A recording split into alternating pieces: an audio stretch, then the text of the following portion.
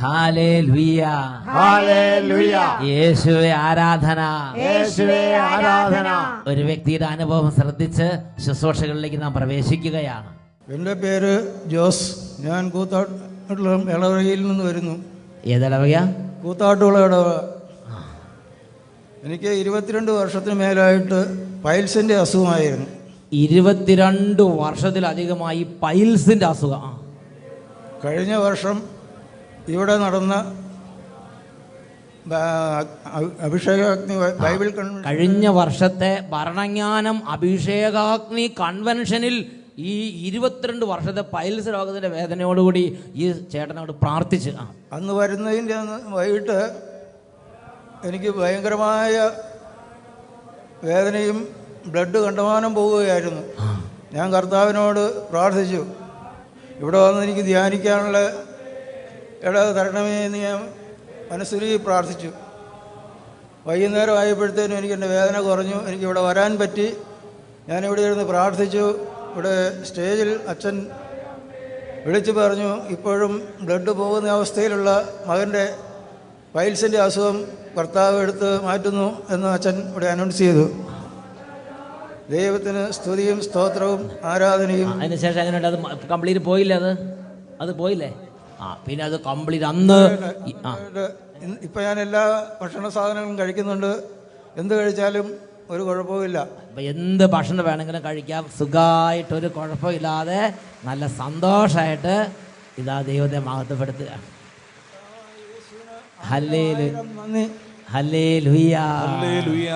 ഇടത്തോട്ട് വലത്തോട്ട് നന്നായിട്ട് ആ കസേര ഇരിക്കുന്നവര് നന്നായിട്ട് അനങ്ങി പാടാം.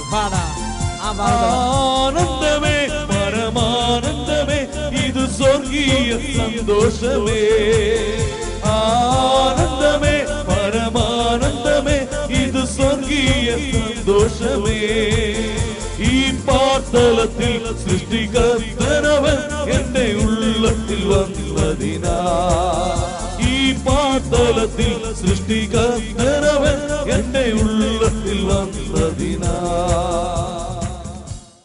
ഹല്ലേലൂയ, ഹല്ലേലൂയ. യേശുവേ ആരാധന, യേശുവേ ആരാധന. എഴുന്നേറ്റ് നിന്ന് ഈ നിമിഷങ്ങളിൽ നമുക്ക് പ്രാർത്ഥിക്കാം. പ്രിയപ്പെട്ട സഹോദരങ്ങളെ, യേശു ക്രിസ്തുവിന്റെ നാമത്തിൽ സമർപ്പിക്കുന്ന ഓരോ പ്രാർത്ഥനയ്ക്കും ഉത്തരമുണ്ട്. നമ്മുടെ ജീവിതത്തിൽ പ്രശ്നം വന്നാൽ നാം എന്തു ചെയ്യണം? കുടുംബത്തിൽ കലഹം വന്നു, ജീവിതത്തിൽ തടസ്സം വന്നു, ജോലിക്ക് തടസ്സമായി, തമ്മിൽ വഴക്കായി, ആർക്കും നീക്കാൻ പറ്റാത്ത വലിയ പ്രതികൂലങ്ങൾ വന്നു. ദൈവത്തിൻ്റെ വചനം നമ്മളോട് ആവശ്യപ്പെടുകയാണ്. വിശുദ്ധ ലൂക്കായുടെ സുവിശേഷത്തിൽ 11-ാം അധ്യായത്തിൽ 9-ാം തിരുലിഖിതം, ഞാൻ നിങ്ങളോട് പറയുന്നു, ചോദിക്കുവിൻ നിങ്ങൾക്ക് ലഭിക്കും, അന്വേഷിക്കുവിൻ നിങ്ങൾ കണ്ടെത്തും, മുട്ടുവിൻ നിങ്ങൾക്ക് തുറന്നു കിട്ടും. ദൈവപുത്രൻ തന്നിട്ടുള്ള ഉറപ്പാണിത്. ഈ നിമിഷങ്ങളിൽ വിശ്വാസത്തോടെ നമുക്ക് പ്രാർത്ഥിക്കാം. ഈ നാളുകളൊക്കെയും പ്രാർത്ഥിച്ചിട്ട് ഒന്നും ലഭിക്കാതെ വേദനയുള്ള ആരെങ്കിലും ഉണ്ടെങ്കിൽ സങ്കീർത്തന വചനം ദൈവമക്കൾക്കൊരു നിർദ്ദേശം നൽകുന്നുണ്ട്. എൻ്റെ കർത്താവിന് എന്നോട് ദയ തോന്നുവോളം എൻ്റെ കണ്ണുകൾ അങ്ങയെ തന്നെ നോക്കിയിരിക്കും. പ്രിയപ്പെട്ട മക്കളെ, ദൈവത്തിൽ ശരണീകരിക്കുക. ദൈവത്തിൽ ശരണം വെച്ച് അവിടുന്ന് ഇടപെടുന്നത് വരെ എളിമയോടെ അവിടുത്തെ കരത്തിൻ്റെ കീഴെ താഴ്മയോടെ നിൽക്കുക. എല്ലാ മക്കളും നല്ല സ്വരത്തിൽ പ്രാർത്ഥിക്കട്ടെ. കുടുംബം മുഴുവൻ പ്രാർത്ഥിക്കട്ടെ. കർത്താവായ യേശുവേ, കർത്താവായ യേശുവേ, ഇപ്പോൾ ഇടപെടണമേ. യേശുവേ, ഈ നിമിഷങ്ങളിൽ ഈ ശുശ്രൂഷകളിൽ പങ്കുചേരുന്ന സർവ മക്കളുടെ മേലും അങ്ങയുടെ അഭിഷേകം നിറയ്ക്കണമേ. ശല്യം ചെയ്യുന്ന സർവ തിന്മകളെയും ഈ ശുശ്രൂഷയുടെ പരാജയം ആഗ്രഹിച്ച് നിലയുറപ്പിച്ചിരിക്കുന്ന എല്ലാ നാരകീയ സേനകളെയും ഇപ്പോൾ ചിതറിക്കണമേ. കർത്താവേ ഉണർന്നെഴുന്നേൽക്കണമേ. കർത്താവേ ഉണർന്നെഴുന്നേൽക്കണമേ. ശത്രുക്കൾ ചിതറി പോകട്ടെ. ഹല്ലേലൂയ ഹല്ലേലൂയ. ഹല്ലേലൂയ ഹല്ലേലൂയ. ഹല്ലേലൂയ. ഹല്ലേലൂയ. രണ്ട് കരങ്ങൾ ഉയർത്തി ഉറക്കെ നമുക്ക് സ്തുതിക്കാം. ഹല്ലേലൂയ ഹല്ലേലൂയ. യേശുവേ ആരാധന ആരാധന. കർത്താവേ ഈ കുടുംബങ്ങളുടെ മേൽ വലിയ അഭിഷേകത്തെ ചൊരിയണമേ.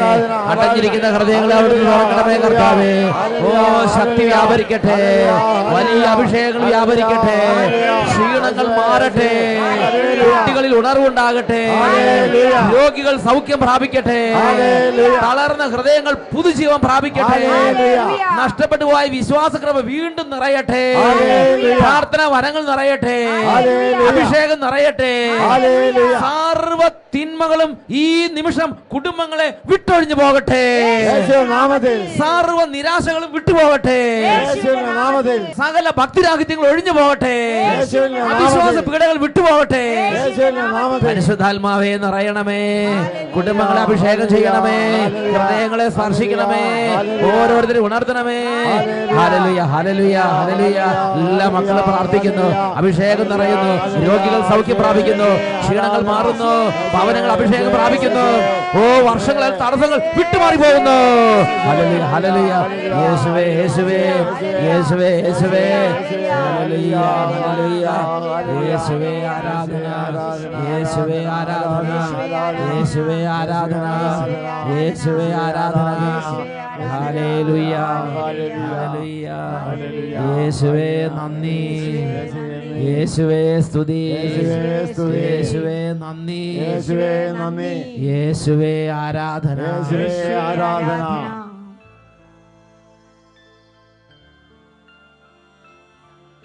Praise the Lord. Praise the Lord. Hallelujah. Hallelujah.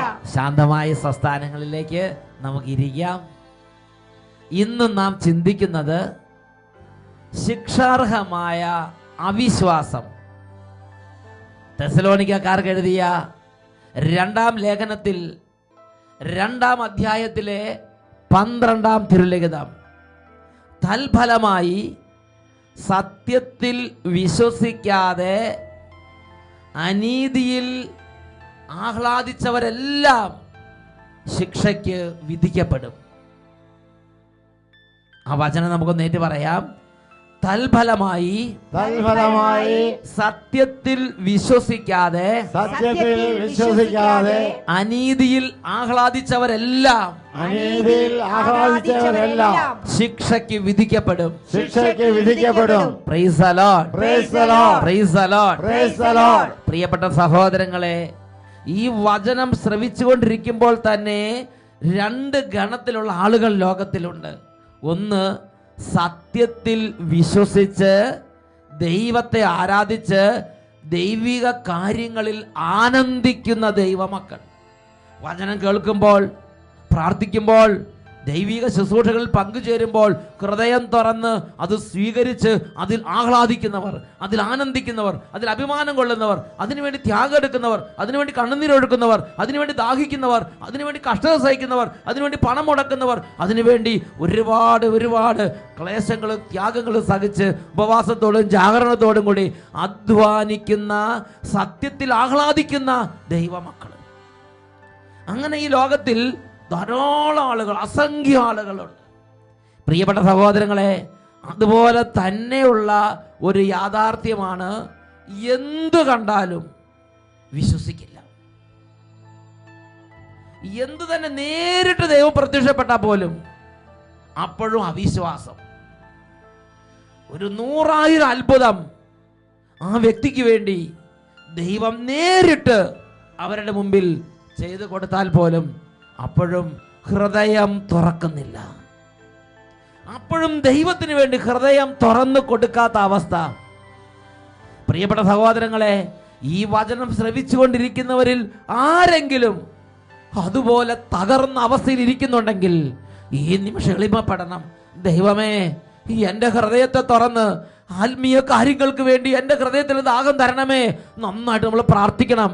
കാരണം ലോകത്തിൽ അങ്ങനെയുള്ള ആളുകൾ ഉണ്ട്.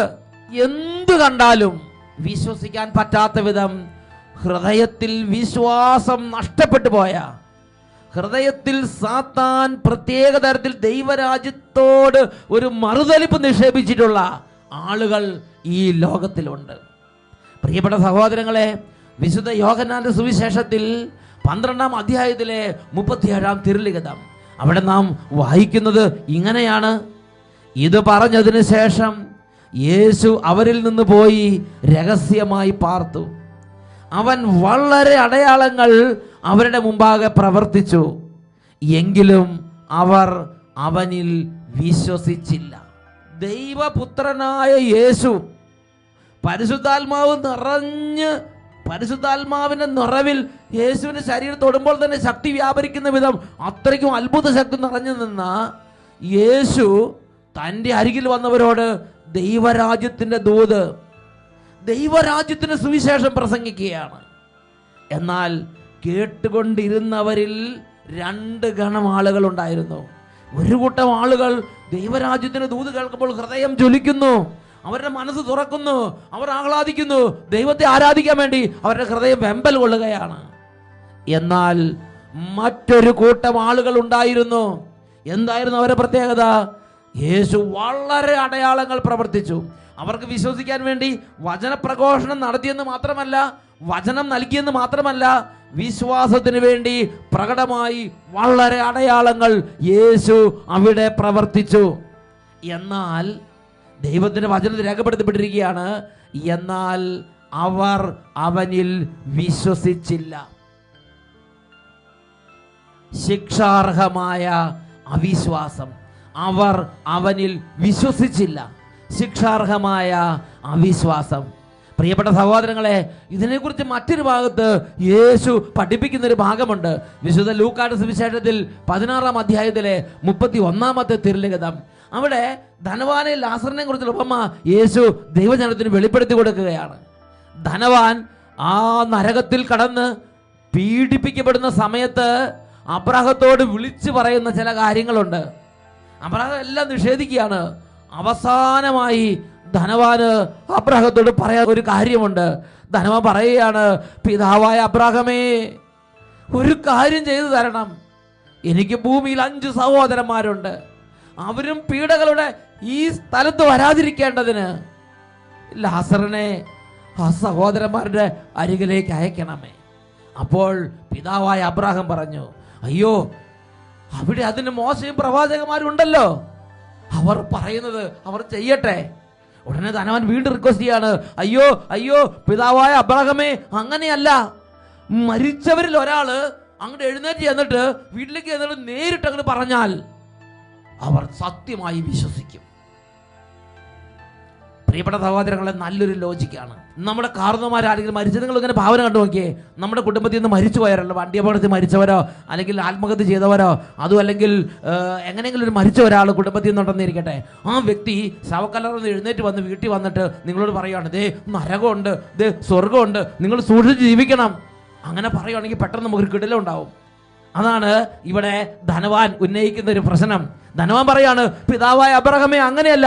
മരിച്ച ഒരാള് തിരിച്ചു എന്ന് പറഞ്ഞാൽ അവർ വിശ്വസിക്കും. അപ്പോൾ ദൈവസന്നിധിയിൽ നിന്ന്, സ്വർഗത്തിൽ നിന്ന് പിതാവായ അബ്രാഹാം ഒരു കാര്യം അവന് മറുപടി കൊടുക്കുകയാണ്. അതാണ് ലൂക്കായുടെ സുവിശേഷം 16-ാം അധ്യായത്തിലെ 31-ാം തിരുലിഖിതം. പിതാവായ അബ്രാഹാം അവനോട് പറഞ്ഞു, മോശയും പ്രവാചകന്മാരും പറയുന്നത് കേൾക്കുന്നില്ലെങ്കിൽ മരിച്ചവരിൽ നിന്ന് ഒരുവൻ ഉയർത്താലും അവർക്ക് ബോധ്യമാവുകയില്ല. പ്രിയപ്പെട്ട സഹോദരങ്ങളെ, നമ്മുടെ കൺമുമ്പിൽ മരിച്ച ഒരാൾ എഴുന്നേറ്റ് നിന്നാലും അപ്പോഴും വിശ്വസിക്കാത്ത ചിലർ ഉണ്ടാകും എന്ന് ദൈവവചനം നമുക്ക് ബോധ്യം തരികയാണ്. നമ്മൾ വിചാരിക്കുന്നത് പോലെ നിസ്സാരമല്ല നമ്മുടെ ഹൃദയത്തിൽ കിടക്കുന്ന ഈ അവിശ്വാസ പീഡ. നമ്മൾ വിചാരിക്കും നല്ലൊരു അനുഭവം വന്നാൽ, നമ്മൾ വിചാരിക്കും കുറച്ചും കൂടെ നല്ല ശക്തമായൊരു ധ്യാനം കൂടിയാൽ, നമ്മൾ വിചാരിക്കും കുറച്ചും കൂടെ എന്തെങ്കിലും നല്ല ശക്തമായ നല്ലൊരു അഭിഷേകമുള്ള ഒരാളെ കണ്ടാൽ നമ്മുടെ വിശ്വാസം വർദ്ധിക്കും, നമുക്ക് വിശ്വാസം ലഭിക്കുമെന്ന്. ഞാനും നിങ്ങളും മനസ്സിലാക്കേണ്ട അടിസ്ഥാന യാഥാർത്ഥ്യം ദൈവത്തിൻ്റെ വചനം പഠിപ്പിക്കുകയാണ്. ഇപ്പോൾ നിങ്ങളുടെ ഇടയിലേക്ക് അയക്കപ്പെട്ടിരിക്കുന്ന സുവിശേഷ പ്രസംഗകർ, ദൈവരാജ്യ ശുശ്രൂഷകർ നിങ്ങൾക്ക് വേണ്ടി ശുശ്രൂഷ ചെയ്യുമ്പോൾ ആ ശുശ്രൂഷകളിൽ പങ്കെടുത്ത് ആ വചനം കേട്ട് ആ പ്രാർത്ഥനകൾ കൂടി ആ ദൈവകൃപകൾ സ്വീകരിച്ച് ഹൃദയം എളിമപ്പെടുത്തി ദൈവരാജ്യത്തിന്റെ അനുഭവത്തിലേക്ക് വരാൻ കഴിയാതെ മറ്റെന്തെങ്കിലും കാത്തിരിക്കുന്ന ഒരവസ്ഥയിലാണ് ജീവിതമെങ്കിൽ, പ്രിയപ്പെട്ട സഹോദരങ്ങളെ പറയാണ്, മരിച്ചവരിൽ ഒരുവൻ ഉയർത്താലും വിശ്വസിക്കാൻ പറ്റാത്ത വിധം കഠിനമായ ശിക്ഷാർഹമായ അവിശ്വാസത്തിന്റെ പീഡ ദൈവമക്കളെ പീഡിപ്പിക്കുന്നുണ്ട് എന്ന് ദൈവവചനം നമുക്ക് മുന്നറിയിപ്പ് നൽകുകയാണ്. ഇതിനെക്കുറിച്ച് പ്രിയപ്പെട്ട സഹോദരങ്ങൾ നമ്മൾ ഗൗരവത്തിൽ ചിന്തിക്കണം. നാളെ നമ്മൾ നീട്ടിവെക്കരുത്. നമ്മുടെ ഹൃദയമായിരിക്കുന്ന ആ വളരെ ഭയാനകമായ അവസ്ഥയെക്കുറിച്ച് ഞാൻ നിങ്ങൾ ഗൗരവപ്പെടണം. പ്രിയ യുവാവേ, യുവതി, നിസ്സാരമായി ഇത് ചിന്തിക്കരുത്. നമുക്ക് നമ്മുടെ ദൈവം തന്നിരിക്കുന്ന ഈ കാലയളവിൽ കൃപയുടെ ശുശ്രൂഷകളിൽ പങ്കെടുക്കുമ്പോൾ ഹൃദയത്തെ എളിമപ്പെടുത്താനും പ്രാർത്ഥിക്കാനും നമ്മുടെ മനസ്സിനെ നന്നായിട്ട് നമ്മൾ ഒരുക്കണം. കത്തോലിക്ക സഭയുടെ മതബോധന ഗ്രന്ഥം ഇതിനെ ഗൗരവത്തിൽ കാണുന്നുണ്ട്. അതുകൊണ്ട് സഭാമാതാവ് തൻ്റെ മക്കളെ വിളിച്ച് തൻ്റെ മക്കൾക്ക് അരുമ സുതരെ മടിയിലിരുത്തി അമ്മ പറയുന്നത് പോലെ തിരുസഭാ മാതാവ് തൻ്റെ മക്കളെ വിളിച്ച് ഒരു കാര്യം ഉത്ബോധിപ്പിക്കുന്നുണ്ട്. അതാണ് 678 ഖണ്ഡികയിൽ നാം വായിക്കുന്നത്. CCC 678. അവിടെ നമ്മൾ വായിക്കുന്നത് എങ്ങനെയാണ്? പ്രവാചകന്മാരെയും സ്നാപക യോഹന്നാനെയും പിന്തുടർന്ന് ഈശോ തൻ്റെ പ്രഘോഷണത്തിൽ അന്തിമ ദിവസത്തിലെ വിധിയെപ്പറ്റി അറിയിച്ചു. അപ്പോൾ ഓരോരുത്തൻ്റെയും ജീവിത വ്യാപാരങ്ങളും ഹൃദയ രഹസ്യങ്ങളും വെളിച്ചത്ത് വരും. ഇന്ന് നമ്മുടെ ഹൃദയത്തിരിക്കുന്ന കാര്യം നമ്മുടെ അപ്പൻ അറിയുന്നില്ല, നമ്മുടെ ഹൃദയത്തിരിക്കുന്ന കാര്യം നമ്മുടെ അമ്മ അറിയുന്നില്ല, നമ്മുടെ ഹൃദയത്തിരിക്കുന്ന കാര്യം നമ്മുടെ ഇടത് വലതിരിക്കുന്നവർ അറിയുന്നില്ല. എന്നാൽ നിനക്കതറിയാം, നിന്റെ ദൈവത്തിനും അതറിയാം. നിന്റെ ഹൃദയത്തിൻ്റെ വിശ്വാസത്തിൻ്റെ സ്ഥിതി, നിന്റെ ഹൃദയത്തിൽ ദൈവവചനത്തോട് തുറവിയുണ്ടോ ഇല്ലയോ, ഇത് ദൈവത്തിന് നിനക്കും അറിയാം. ദൈവ പൈതലേ, നീ നിസ്സാരമായി കണക്കാക്കരുത്. ദൈവത്തിന്റെ വചനം പഠിപ്പിക്കുകയാണ്, നിന്റെ ജീവിത വ്യാപാരങ്ങളും ഹൃദയ രഹസ്യങ്ങളും വെളിച്ചത്ത് വരുന്ന ഒരു മണിക്കൂറുണ്ട്, ഒരു നിമിഷമുണ്ട്. അന്ന് ദൈവകൃപയുടെ ദാനത്തെ നിരർത്ഥകമായി കരുതിയ ശിക്ഷാർഹമായ അവിശ്വാസം ശപിച്ചു തള്ളപ്പെടും. ദൈവകൃപയുടെ ദാനത്തെ നിരർത്ഥകമായി കരുതിയ ശിക്ഷാർഹമായ അവിശ്വാസം വെളിപ്പെടും, അതിന് ശിക്ഷ വിധിക്കപ്പെടും. അതിൻ്റെ പ്രത്യാഘാതം നമ്മുടെ ജീവിതത്തിൽ നമ്മൾ അനുഭവിക്കേണ്ടി വരും എന്ന് ദൈവത്തിൻ്റെ വചനം ദൈവമക്കളെ പഠിപ്പിക്കുകയാണ്. ഈ പ്രബോധനം സുവിശേഷത്തിൽ എവിടെയാണ് കാണുന്നത്? വിശുദ്ധ മത്തായിയുടെ സുവിശേഷത്തിൽ 11-ാം അധ്യായത്തിൽ 20 മുതൽ 24 വരെയുള്ള തിരുലിഖിതങ്ങളിൽ നാം അത് ശ്രദ്ധിക്കുന്നുണ്ട്. യേശു താൻ ഏറ്റവും കൂടുതൽ അത്ഭുതങ്ങൾ പ്രവർത്തിച്ച നഗരങ്ങൾ മാനസാന്തരപ്പെടാഞ്ഞതിനാൽ അവയെ ശാസിക്കാൻ തുടങ്ങി. മക്കളെ, ഓരോ അത്ഭുതങ്ങളും എന്തിനു വേണ്ടി? മാനസാന്തരത്തിന് വേണ്ടി. ഓരോ അടയാളങ്ങളും എന്തിനു വേണ്ടി? വചനത്തിന്റെ സ്ഥിരീകരണത്തിന് വേണ്ടി. ദൈവം ഉണ്ടെന്നും ദൈവം നിങ്ങൾ കേട്ടുകൊണ്ടിരിക്കുന്ന ഈ സമയത്ത് ഈ വചനത്തിലൂടെ നിങ്ങൾ വീട്ടിലെത്തിയിട്ടുണ്ടെന്നും നിങ്ങൾ അറിയിക്കാൻ വേണ്ടി അടയാളങ്ങളിലൂടെയും അത്ഭുതങ്ങളിലൂടെയും ജീവിക്കുന്ന കർത്താവ് വചനത്തെ സ്ഥിരീകരിക്കുകയാണ്. ഇങ്ങനെ അടയാളങ്ങളും അത്ഭുതങ്ങൾ കണ്ടിട്ടും മാനസാന്തരപ്പെടുകയോ എളിമപ്പെടുകയോ പ്രാർത്ഥിക്കുകയോ ദൈവത്തിലേക്ക് തിരിയുകയോ ചെയ്യാത്തൊരു ജനതയെ, ചെയ്യാത്തൊരു സമൂഹത്തെ, ചെയ്യാത്തൊരു പട്ടണത്തെ യേശു അഭിസംബോധന ചെയ്യുകയാണ്. അതാണ് മത്തായിയുടെ സുവിശേഷത്തിൽ 11-ാം അധ്യായത്തിൽ 20 മുതലുള്ള തിരുലിഖിതങ്ങൾ. യേശു താൻ ഏറ്റവും കൂടുതൽ അത്ഭുതങ്ങൾ പ്രവർത്തിച്ച നഗരങ്ങൾ മാനസാന്തരപ്പെടാഞ്ഞതിനാൽ അവയെ ശാസിക്കാൻ തുടങ്ങി. കൊറാസീൻ, നിനക്ക് ദുരിതം. ബെത്സയിദ, നിനക്ക് ദുരിതം. നിന്നിൽ നടന്നിരുന്ന അത്ഭുതങ്ങൾ ടയറിലും സീദോനിലും നടന്നിരുന്നെങ്കിൽ അവ എത്ര പണ്ടേ ചാക്കുടുത്ത് ചാരം പൂശി അനുദപിക്കുമായിരുന്നു. വിധി ദിനത്തിൽ ടയറിനും സീദോനും നിങ്ങളെക്കാൾ ആശ്വാസം ഉണ്ടാകുമെന്ന് ഞാൻ നിങ്ങളോട് പറയുന്നു. 23-ാം തിരുലിഖിതത്തിൽ കർത്താവ് വെളിപ്പെടുത്തുകയാണ്, കഫർനാമേ, കഫർനാമേ, നീ സ്വർഗത്തോളം ഉയർത്തപ്പെട്ടുവെന്നോ, നീ പാതാളത്തോളം താഴ്ത്തപ്പെടും. കഫർനാമേ. ഒരുപക്ഷെ ഈ കഫർനാം എന്നത് എൻ്റെ നിങ്ങളുടെ പേരിന് പകരം വെച്ചിരിക്കുന്ന ഒരു വാക്കായിരിക്കാം. കഫർനാമേ, കഫർനാമേ, നീ സ്വർഗത്തോളം ഉയർത്തപ്പെട്ടിരിക്കുന്നുവോ, നീ പാതാളത്തോളം താഴ്ത്തപ്പെടും. നിന്നിൽ സംഭവിച്ച അത്ഭുതങ്ങൾ ടയറിലും സീദോനിലും സംഭവിച്ചിരുന്നെങ്കിൽ അവ എത്ര പണ്ടേ ചാക്കുടുത്ത് ചാരം പൂശി അനുദപിക്കുമായിരുന്നു. ദൈവവചനം കേട്ട്, ദൈവത്തിൻ്റെ അടയാളങ്ങൾ കണ്ട്, ദൈവത്തിൻ്റെ ഇടപെടൽ കണ്ടിട്ട് കരകല്ലിന് കാറ്റ് പിടിച്ച മാതിരി ഇരിക്കുന്ന ഹൃദയങ്ങളോടാണ് കർത്താവ് സംസാരിച്ചു കൊണ്ടിരിക്കുന്നത്.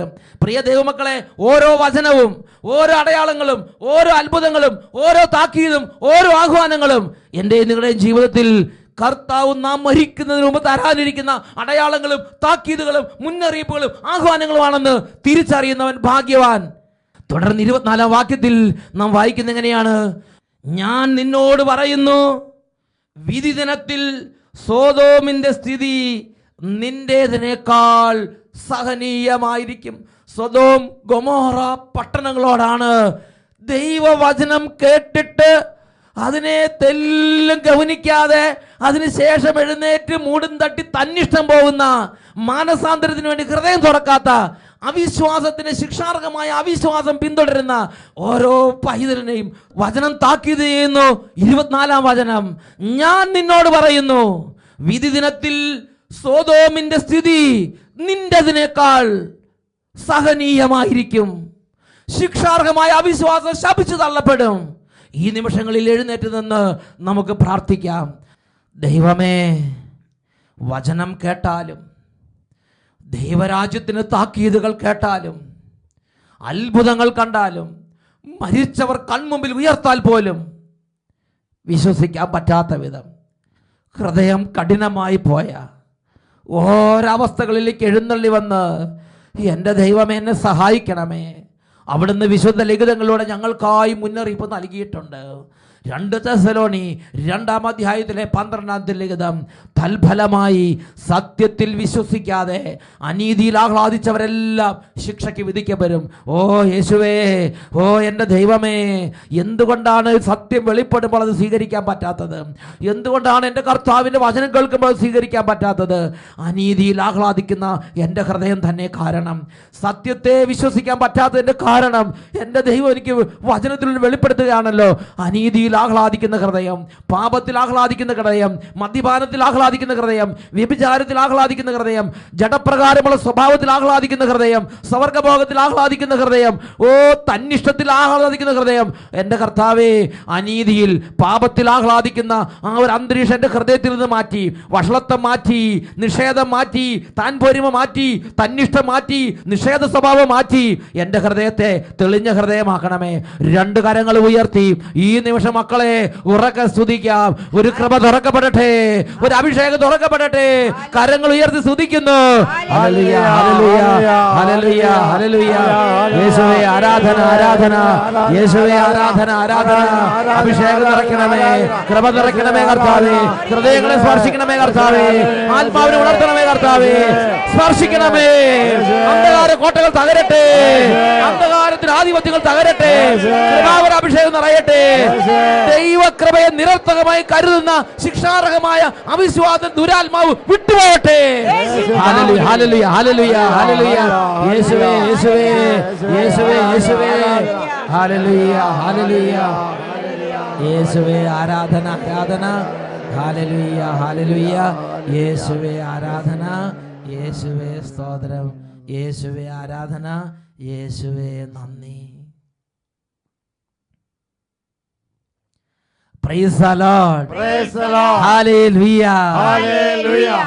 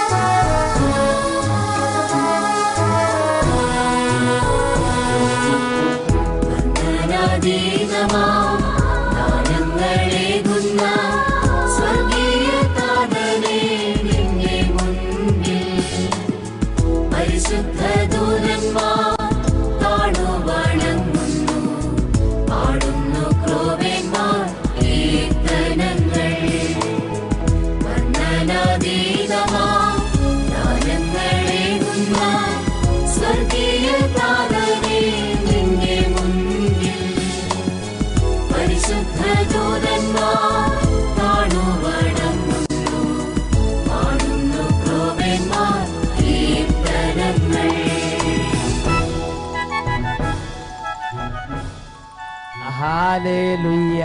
ഹല്ലേലൂയ. പ്രിയപ്പെട്ട സഹോദരങ്ങളെ, ജീവിതത്തിന്റെ സകല കാര്യങ്ങളിലും നമ്മളെ നടത്താൻ കഴിവുള്ള ദൈവത്തെ പൂർണ്ണ ഹൃദയത്തിൽ വിശ്വസിക്കാനുള്ള ഒരു അനുഗ്രഹം നമുക്ക് പ്രാർത്ഥിക്കാം. രണ്ട് കരങ്ങൾ ഈശോയിലേക്ക് ഉയർത്താം. യേശുവേ, കരഞ്ഞ് നിലവിളിക്കുന്ന സമയമാണിത്. എൻ്റെ യേശു എനിക്ക് മതിയായി ഉറക്കെ വിളിക്കുന്നു. യേശുവേ, യേശുവേ, യേശുവേ, കരങ്ങൾ ഉയർത്തി വിളിക്കുന്നു. യേശുവേ, യേശുവേ, എൻ ദൈവമേ, നീ എന്നും മതിയായവൻ. യേശുവേ, എൻ ദൈവമേ, നീ എന്നും മതിയായവൻ. നീ എന്നും മതിയായവൻ. നീ എന്നും മതിയായവൻ.